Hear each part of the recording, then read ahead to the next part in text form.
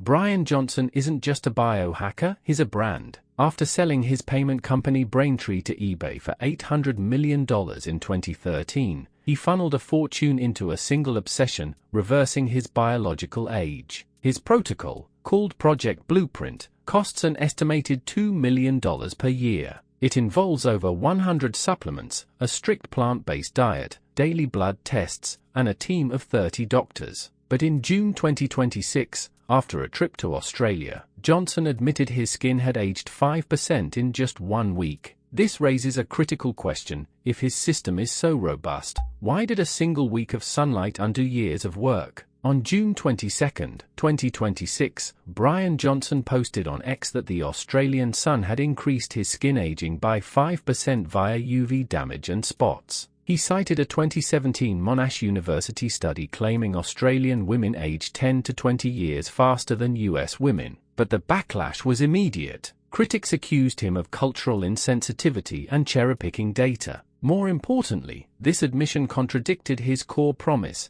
that his biohacking protocol could protect against environmental damage. If a week of sun exposure can age his skin 5%, what happens to the average person who can't afford a $2 million annual regimen? Kate Tolo, Johnson's 30-year-old girlfriend, claims her skin age is 21, 9 years younger than her chronological age. She credits Johnson's protocols, including hormone optimization, red light therapy, and a strict skincare routine. But here's the problem: skin age tests are notoriously unreliable. They measure factors like collagen density and UV damage, but they can be manipulated by temporary treatments like chemical peels or laser therapy. The real question isn't whether Tolo's skin looks younger, it's whether these results are sustainable or just a snapshot of a carefully curated moment. Johnson publishes his blood work online, but he controls the narrative. He shares metrics like his biological age of 45 at age 48, his VO2 max, and his telomere length, but he rarely discusses failures: the days when his glucose spiked, his sleep quality dropped, or his inflammation markers rose. In the Australia trip, he admitted his circadian rhythm was shocked and his prefrontal cortex weakened. This selective transparency is a hallmark of the biohacking industry. Followers see the wins, but the losses remain hidden. The question is, how much of his success is real, and how much is marketing? The 2017 Monash University study Johnson cited compared skin aging in Australian and US women. It found Australian women had more UV damage, but it didn't say they aged faster overall. The study controlled for lifestyle factors like smoking and diet, but not for genetics or healthcare access. Johnson used this study to justify his claim that the Australian sun aged his skin 5%. But the study's authors never claimed a 5% aging rate. That was Johnson's own calculation. This is a pattern: biohackers often misinterpret scientific data to fit their narrative, creating a false sense of authority. Johnson's $2 million annual budget includes a full-time medical team, daily blood draws, and experimental treatments like plasma transfusions from his teenage son. But for the average person, even a fraction of this cost is prohibitive. A single red light therapy session can cost $100. A full hormone panel is $500. And the supplements? Over $1,000 per month. The biohacking industry is projected to reach $83 billion by 2030, but it's a luxury good. The people who need anti-aging interventions the most, those with chronic diseases or limited access to healthcare, are priced out entirely. In 2024, Johnson's most controversial experiment involved receiving plasma transfusions from his 17-year-old son, Talmage. The goal was to see if young blood could reverse aging,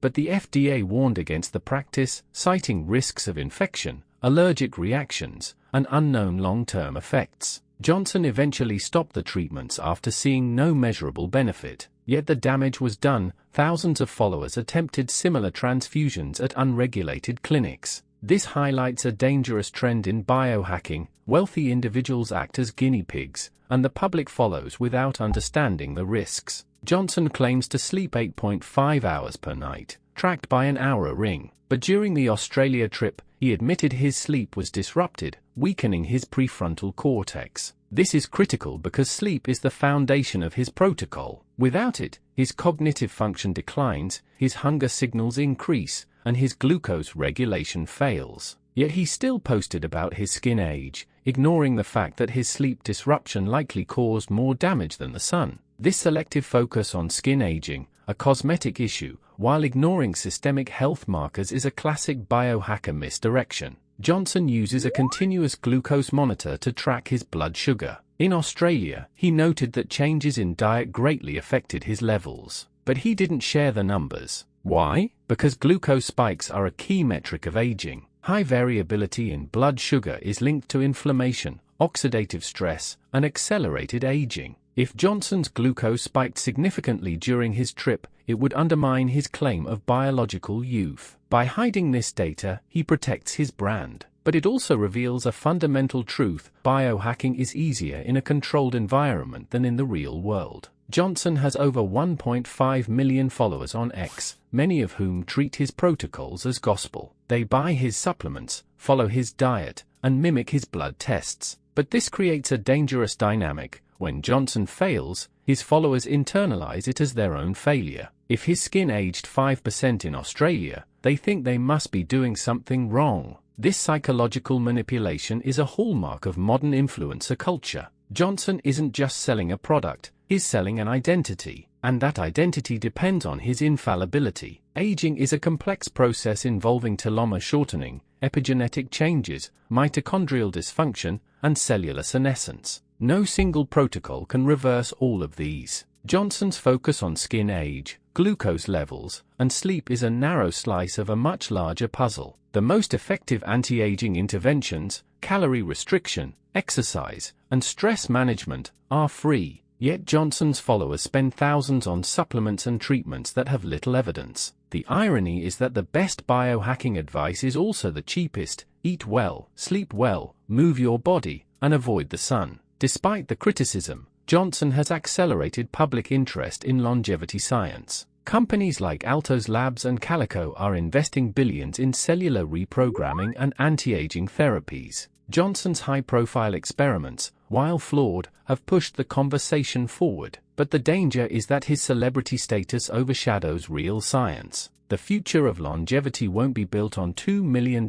protocols, it will be built on accessible, evidence-based interventions. Johnson's legacy may be that he made aging a topic of global discussion, but his methods will likely be remembered as a cautionary tale. Remember the question we started with: why biohackers hide their blood work? Now you know the truth. Bryan Johnson's 5% skin aging isn't a failure of his system, it's proof that no system can cheat reality.